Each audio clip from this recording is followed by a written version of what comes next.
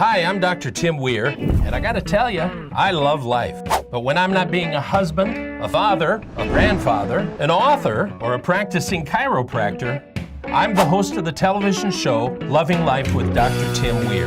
I love to cook. I love to travel. I like to spend time with people who do what they love and love what they do. Join me and Elvis for the next 30 minutes as we help you discover how to love life.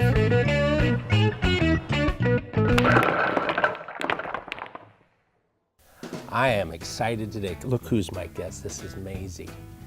And Maisie is joining us. She's the president of the Neuse River Golden Retriever Rescue. She thinks she's the president. She does. She does. I'm actually with Susan Burton. Susan, thank you for being with me. You're welcome. Who's this? My name is Ellen Stevenson. I'm telling you, I've been talking to these ladies, and they know what they're talking about. So listen, we're talking about an organization for these little guys here. Yes. What happens here? We bring in our dogs. They are sometimes owner surrenders. Maisie was an owner surrender. Or we get them from different shelters all around North Carolina. And we have such a good interactions with all of the shelters that they will call us and say, we've just gotten a dog. It may be a purebred golden or it may be a mixed breed. Sure. And one of our coordinators will then go out to the shelter and check the dog and make sure it will fit in our group. Yeah. And then we'll bring the dog in, take it to a local vet. We have a number of veterinarians who work with us. The veterinarian will give the dog a complete exam, check and make sure if it's heartworm positive or not, and then the notice goes out and we look for a foster family to take care of the dog until it's adopted. Sometimes if they're heartworm positive, you've got the dog for 4 months, and it's hard to give it up when you have to adopt them out. But they've come in with conditions that you just honestly wouldn't believe, and it makes my skin crawl when I think about them. So you're talking, is that like an abuse type situation? Yes, people move and leave the dog in the backyard, chained up, and the neighbors hear it barking, and then all of a sudden realize, oh, those people moved. And they'll call animal control, and then they'll go in and rescue the dog. We had one, by the time they brought her in, she had no hair. Her teeth were worn down because she was chewing the chain trying to get out. Oh my goodness. And and within 6 months, her hair was growing in, and she was beautiful. Wow. Absolutely beautiful. So we're talking about fostering them. So there's adoption and then there's fostering, just temporary home for them. Right, well, Neuse River Golden Retriever Rescue is always looking for fosters. It takes a huge commitment to be a foster because sometimes you never know what you're going to get. It's true. Sometimes you're fostering for a couple of weeks. A dog may come in healthy, they're not heartworm positive, and so we're quickly able to find them their forever home. But then sometimes, you have a dog that comes in from a tough situation, they're heartworm positive, Sure. They have some health issues or maybe some behavioral issues, and it's just going to take some time to get them ready for their forever home. And we're committed to helping those dogs find their homes too. And but fostering is just, oh my gosh, it just doesn't get any better. It makes you feel like you're really doing something for these dogs. Yeah, and, making a difference. making a difference. A big difference. It's just so rewarding So to do that. she came to you. She was an owner surrender at 16 months, and she was healthy. She had the benefit of coming from a loving home. It was just that particular family was in a season that it just wasn't a great Sure. time for them to have a dog. And so we get a lot of that. Families move, someone becomes ill. Sometimes elderly individuals can no longer take care of their pets. And it's great that they can come to somewhere like Neuse River and surrender their dogs, and knowing that they're going to work hard and try to find their dog. Well, I think it's really cool because You know, people think, oh, a cute little puppy, but puppies are a lot of work. They are. So here's a dog, and I'm not saying we're getting rid of this dog, but here's a dog who's been trained, who does all, and just sweet as can be. And already, this is really what you're looking for in a puppy, Yep. just not the size. Not the size. You don't go through the terrible twos. Your shoes aren't chewed up. Yep. They come into the house and they're perfect citizens. Sometimes they're a little bad, but we've adopted 3 and we've had 7 fosters. Wow. And each foster has been different. The last 2 were both heartworm positive, so like I said, we had them for 4 months each. But it is extremely rewarding. You were the rehab center.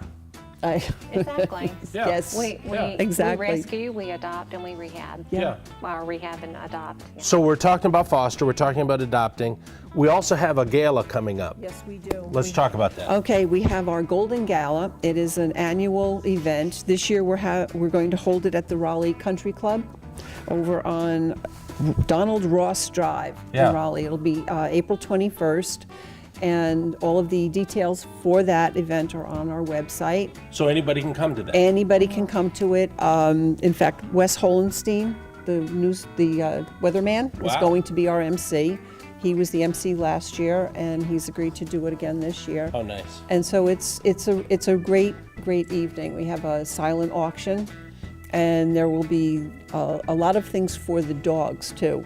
You can get a plaque with your dog's picture on it. We're calling it the Wall of Remembrance in the Yellow Brick Road, and the details for those are on the website also. Wow. Helping raise money, helping raise awareness. Raising money, raising awareness, and one of the things that Neuse River does is when they do raise money, all of it goes to the dogs. And this is a complete volunteer organization, so nobody gets a salary. So all the money goes to help the dogs. And then at the end of the year, we will make donations to other shelters in Eastern Carolina where they really, really need the help. And at our meet and greets, our adoption events, we collect food, bowls, leashes, collars, towels, sheets, and we save those, and then every couple of months a group goes out and they donate all of that again to the shelters. That is so cool. So everybody benefits. It's not just one little organization.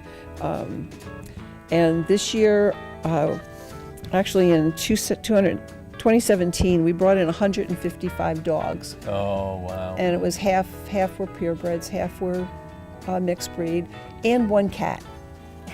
I thought it was a golden retriever. Well, we brought in a bonded pair. Wow. And so That's neat. the owner passed away, and the cat and the dog had to be together. Oh, sure. And so we brought them in, and the deal was you had to adopt both. That is cool. So it really is. It's so rewarding. Listen, if you're looking for something you want to get involved in, what a great organization. What a great thing. If you like dogs, if you like these little things like this, go to this website right now. Get involved. It's time to get involved and share life with others, Don't change your channel. We got more coming up.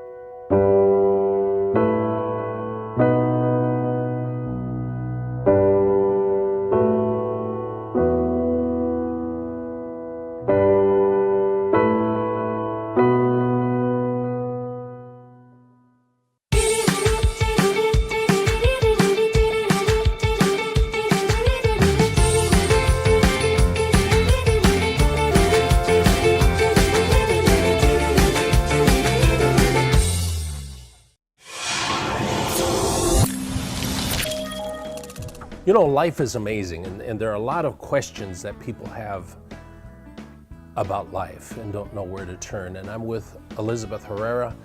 She's a shaman, and author of a couple of books, Shaman's Stone Soup and Dreams of Dying, and some other books too. Thank you for being with me. Thank you for having me.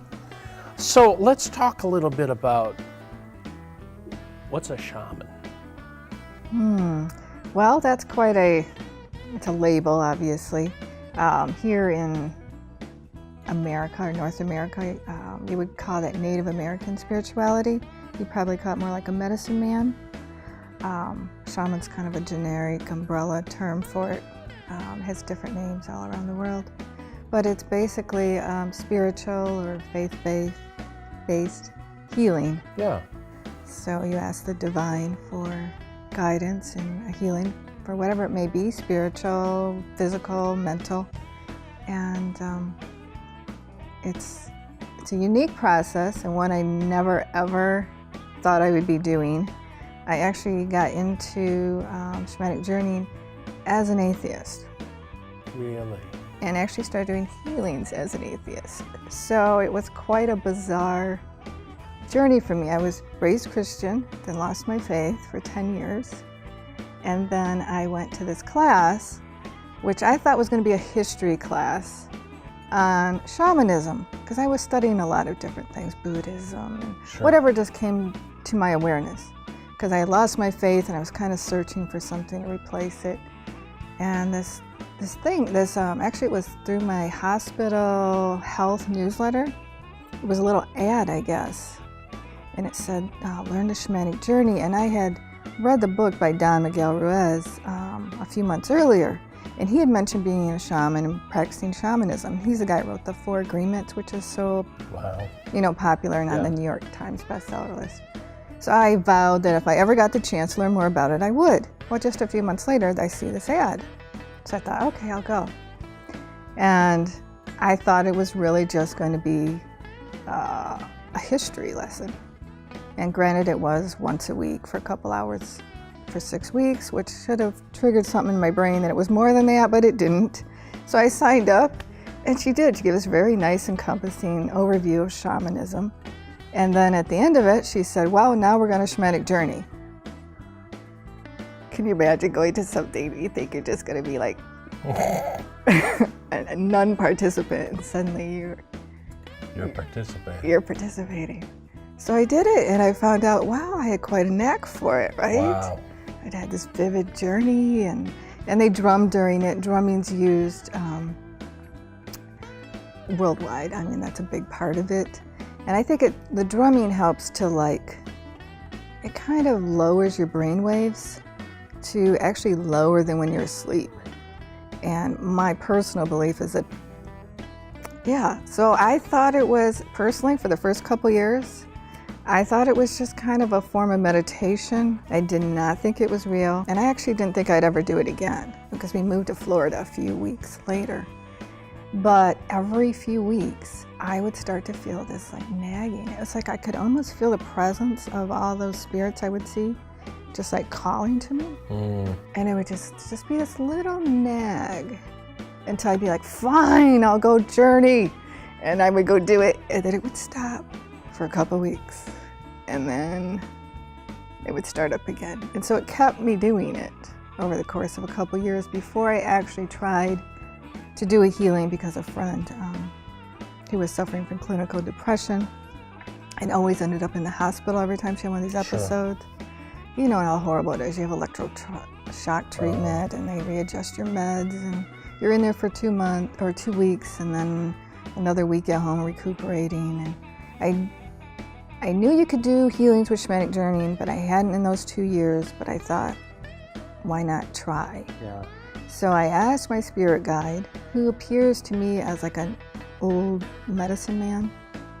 I asked for the healing, and he went. Suddenly there was a vision, and we were at her bedside, and he was working on her, and it was quite a bizarre vision. It was so outlandish. He pulled open her head, and it was spinning her brain, and he told me, oh, it's a spiritual lobotomy. So I thought, this is ridiculous, right? this is not real. No one pops open people's heads. So I didn't really think anything of it right afterwards. Until the next morning when she was back at work, perfectly fine, in fact, so fine that she already went to her therapist and they were trying to figure out what she had done. Oh, wow. So she could replicate it the next time she didn't feel good, and they couldn't think of anything she had done. And then I confessed to her that I had tried this for the first time. And so it was, that's when I started thinking, maybe. And then I started like kind of secretly, because I still was very unsure. I'm an atheist, I don't know what's going on. And I would like hear about friends or family or see someone on the news or something, and I would ask for a healing for them and then kind of wait and see what the results were, and it would be what they told me. And I was just like, oh my gosh, what is going on? So that went on for a couple of years before I finally decided there must be some kind of higher power, something that's doing this, because I knew I wasn't doing it. Right. And so that's when that was on my mind for a couple weeks. And my mom called.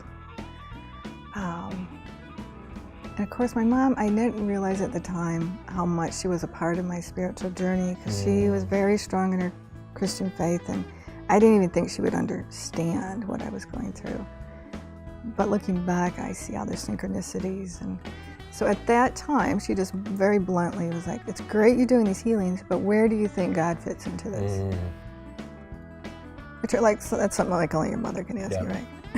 So I was like, I've always been quite a smart, say A-S-S, okay? Yeah. So I was like, well, if God's God, he can just show himself to me, right? He's God. All of a sudden, I felt this pressure like pushing down on my head, and it was so intense that I couldn't even hold my head up. I mean, I was literally laying my head on the desk, trying to talk to my mom, and I'm thinking something's seriously going on, right? Hey, God. I'm like, well, I gotta call you back. Wow. So I went and journeyed, and that's that was the start of it. But that was actually when Jesus appeared in my visions for the first time. And I know it seems kind of bizarre, and maybe it's that upbringing, but I've combined Jesus into my healings, the spirit guides, the angels, the power animals. It's this morphine of. What a great healer, though. Yeah, I'm open to, I've seen Buddha a couple of times. I'm just like, whoever needs to be there to get the job done, I'm open to it, as long as it's divine and for everyone's best good. So in your books, do you talk about your journey and what all this, how people can put this all together? Yeah, my first book was Shaman Stone Soup, and that ended up being a memoir, even though I tried desperately for it not to be. Yeah. Because I wanted to just showcase. I have like 20 short stories in there of miracles, and I just wanted people to better understand how you can experience miracles. And originally it was to show what shamanism was, because the name kind of scared people. Yeah. Like ism. Anything with an ism is probably bad, right? So I was like, no, it's not bad. It's not, well, it can be, like anything, you can corrupt it, but for me it's not. So I started writing it, and then as I was adding them, I started realizing there was all different kinds of ways to experience miracles. They were in dreams, and there was divine intervention, and just synchronicities. And so then I realized the book, even though I named it Shaman Stone Soup, that it was really just about miracles, however they can occur. So in the beginning, I put my little memoir so people have a better understanding of where I'm coming from and what's going on. Like, just talking about these stories would be a little bit bizarre without some kind of, introduction. Yeah. So. Hey, listen, you might be questioning where you're at or some things in your life, and you just don't know where to turn. Go to her website and check it out. I've talked to her, I've met her, and she's amazing. Thank you for being with me today. Thank you. Thank you for having me. Don't change the channel, because we got more coming up.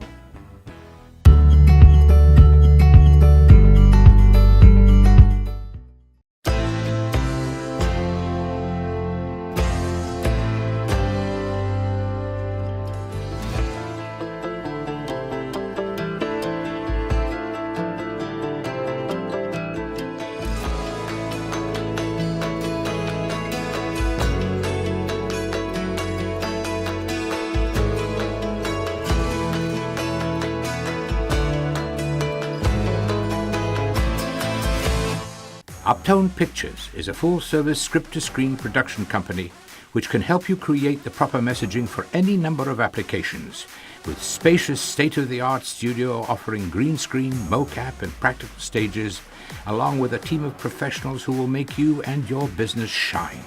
So what are you waiting for? Call us at 919-649-3587 and schedule your appointment today. It's time we put your imagination into motion.